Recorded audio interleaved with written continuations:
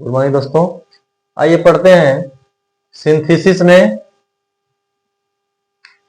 जो आपका सिंथेसिस है, इसके द्वारा जो वाक्य बनेंगे वे वाक्य 3 प्रकार के होते हैं।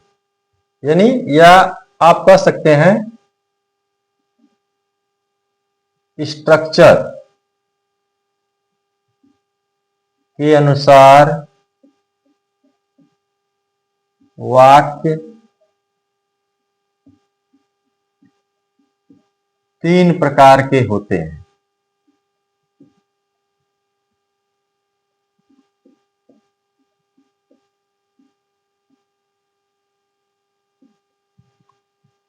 स्ट्रक्चर के हिसाब से 3 प्रकार के वाक्य होते हैं और उन्हीं तीनों का निर्माण आप सिंथेसिस में करते हैं।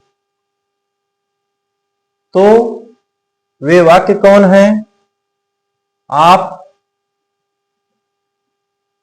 2 या 2 से अधिक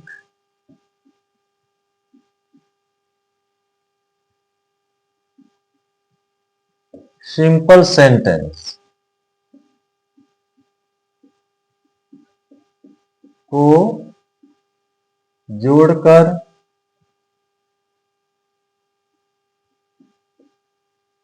तीन प्रकार के वाक्य बनते हैं।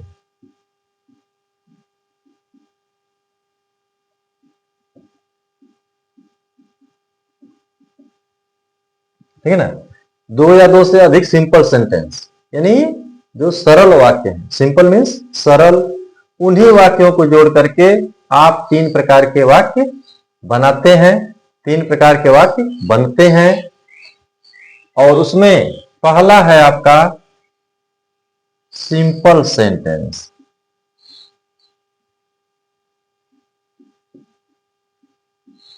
सिंपल सेंटेंस अर्थात सरल वाक्य, है ना? सिंपल सेंटेंस यानी सरल वाक्य।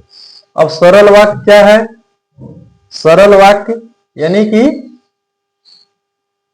परिभाषा देखिए इसकी हो जाएगी a simple sentence has A finite verb according to the tense.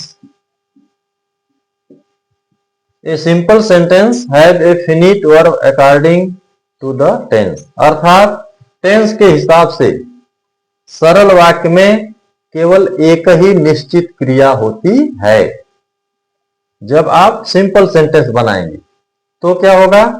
Tense के हिसाब से एक ही क्रिया का प्रयोग करेंगे। या तो वह लिंकिंग वर्ब होगी या तो वह मेन वर्ब होगी। ठीक है ना? तब वह सिंपल सेंटेंस कहा जाएगा। जैसे एग्जांपल देते हैं। आपका वाक्य है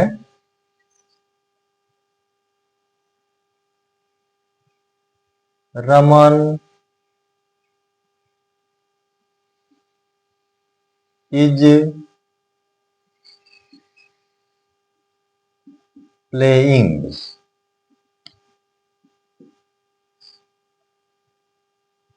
he is in the field। देखिए, Raman is playing he is in the field. ये मैंने 2 वाक्य लिख दिया। देखिए, अब दोनों वाक्य भी सिंपल ही है ना? दोनों वाक्य सिंपल सेंटेंस है और इन दोनों को जोड़ करके जो वाक्य बनाना है वह भी क्या है? सिंपल ही बनाना है आपको। तो अब इसमें एक ही टेंस आना चाहिए। ये करा है ना डेफिनेशन में, यही करा है कि एक टेंस के हिसाब से ही आपका वाक्य होना चाहिए। तो इन दोनों वाक्यों को अब मिलाइए, क्या वाक्य हो जाएगा? नया वाक्य, रमन खेल रहा है, वह मैदान में है ना? अर्थात रमन मैदान में खेल रहा है। यह आपका एक वाक्य हो गया। तो अब उसको ट्रांसलेट करके लिख दीजिए, रमन इज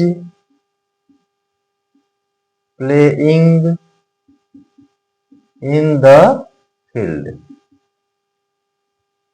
देखिए एक वाक्य बन गया। तो जो नया वाक्य बना यह भी क्या है, सिंपल, क्योंकि एक ही टेंस, देखिए इज प्लेइंग प्रयोग हुआ है ना, एक ही टेंस है, प्रेजेंट कंटिन्यूअस। तो यह आपका सिंपल सेंटेंस हो गया। एक और देखते हैं,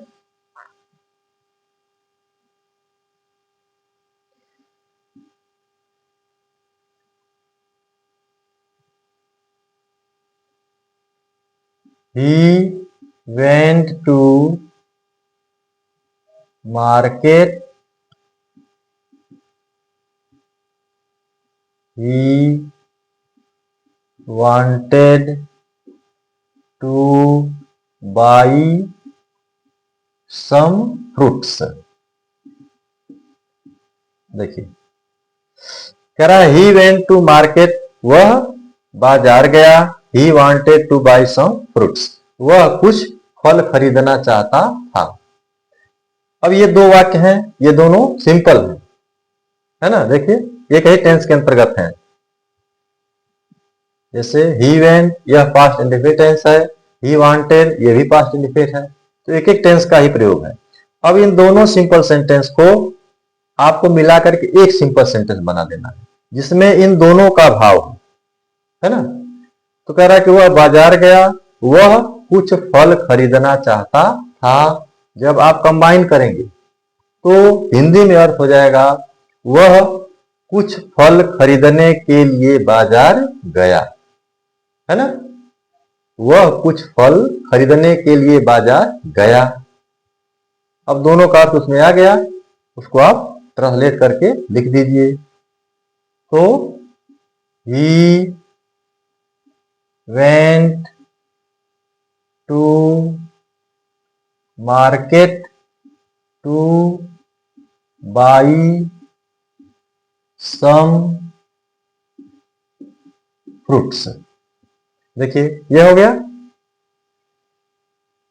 तो इस तरह से आप सिंपल सेंटेंस बनाएंगे, ठीक है। डेफिनेशन आपको याद रखनी है, सिंपल सेंटेंस में एक ही टेंस का प्रयोग होगा, कितना भी बड़ा वाक्य है एक ही टेंस के अनुसार आपको फिनिट वर्ब लगानी है, ठीक है ना। फिर जो आपका दूसरा वाक्य बनेगा, ये तो पहला वाक्य है, अब दूसरा वाक्य जो बनेगा वह है कॉम्प्लेक्स सेंटेंस। कॉम्प्लेक्स यानी कि मिश्रित वाक्य।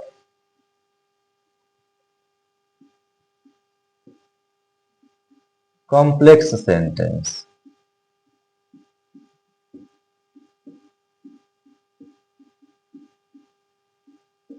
मिश्रित वाक्य।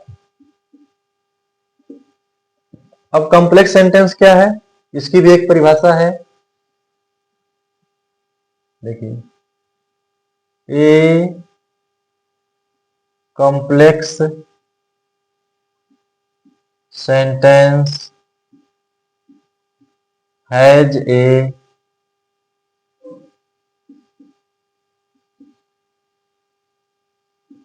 Principal clause and a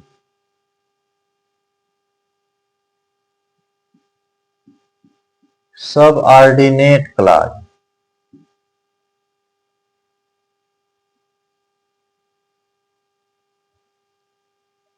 A complex sentence has a principal clause and a subordinate clause।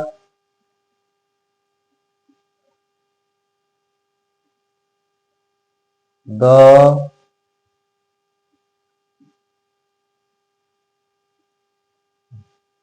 subordinate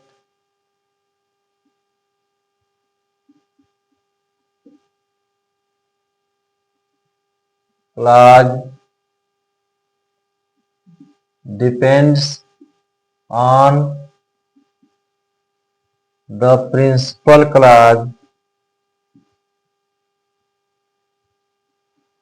for its meaning,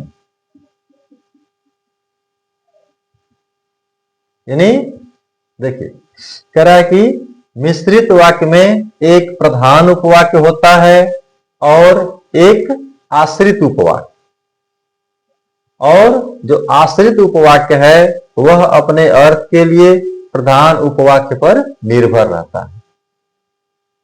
यह आपकी परिभाषा है कॉम्प्लेक्स सेंटेंस की। अब वाक्य इसमें कैसे आएंगे देखिए, जैसे दे दे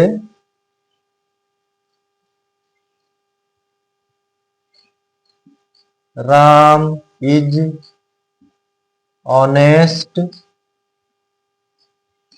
और दूसरा है वी नो इट।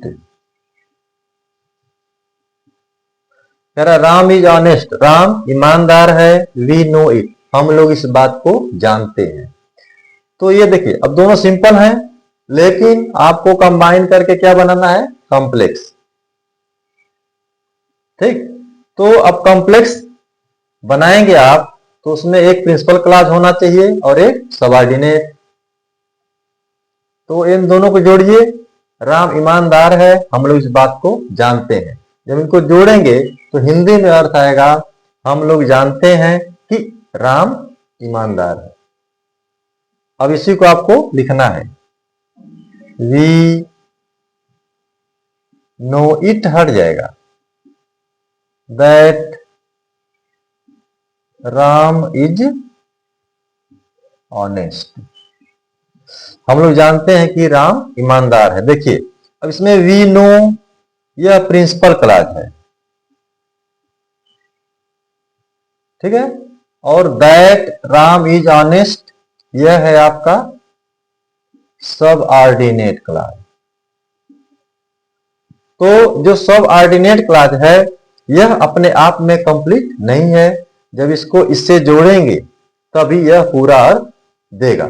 इसलिए सबऑर्डिनेट अपने अर्थ के लिए इस प्रिंसिपल क्लॉज पर डिपेंड करता है। यह आपका कॉम्प्लेक्स सेंटेंस है। इसमें देखिए कंजक्शन सबऑर्डिनेट में इंक्लूड रहेगा, ठीक है ना। तीसरे वाक्य पर आते हैं। जो तीसरा वाक्य आपका है वह है कंपाउंड सेंटेंस। कंपाउंड माने संयुक्त, तो इसमें वाक्य संयुक्त होते हैं।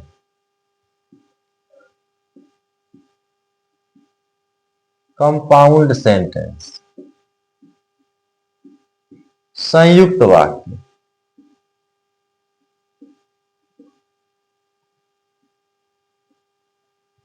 संयुक्त वाक्य क्या होते हैं देखिए, ए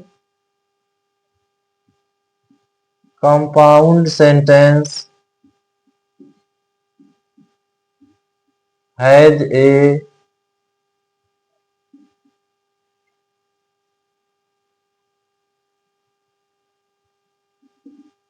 principal clause and a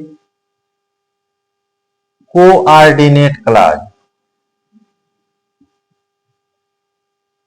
coordinate clause with it's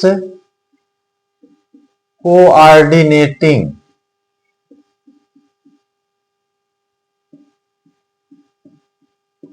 conjunction.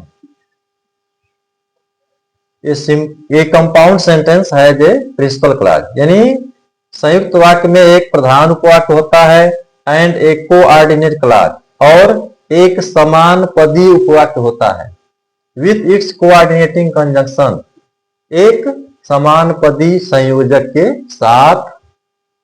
और जोड़ सकते हैं इसमें जो है, जो यह समान पदी उपवाक्य है यह प्रिंसिपल क्लॉज पर डिपेंड नहीं रहता है, फ्री रहता है।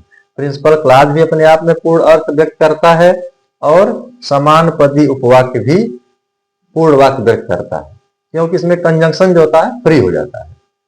जैसे एक वाक्य बता दें,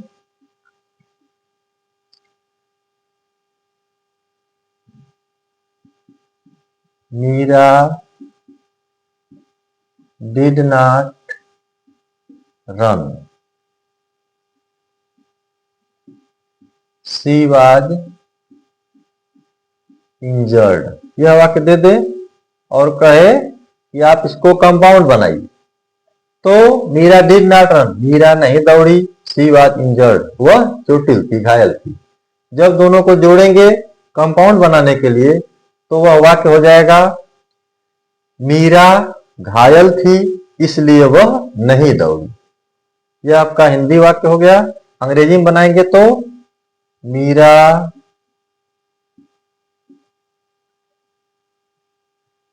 was injured so she did not run। यह है। अब इसमें मीरा was injured, देखिए यहां तक यह प्रिंसिपल क्लॉज है, ठीक ना। और सो आपका ये कंजंक्शन है, और सी डिड नॉट रन यह आपका कोऑर्डिनेटिंग क्लॉज है। तो प्रिंसिपल क्लॉज में मीरा वाज इंजर्ड, मीरा घायल थी, यह अपने आप में फ्री वाक्य है। सी डिड नॉट रन, वह नहीं दौड़ी, यह भी अपने आप में एक पूर्ण अर्थ व्यक्त करता है। ये सो कंजंक्शन है, इसका अर्थ अलग हो जाता है। तो ये दो क्लॉज हो जाते हैं जो कंबाइन होते हैं तो एक वाक्य हो जाते हैं। इस तरह से आप सिंथेसिस में 3 प्रकार के वाक्य बनाएंगे, सिंपल सेंटेंस, कॉम्प्लेक्स सेंटेंस और कंपाउंड सेंटेंस। जैसा इंस्ट्रक्शन आपको एग्जाम में रहेगा आप वैसा वाक्य बनाएंगे। ठीक है, थैंक यू।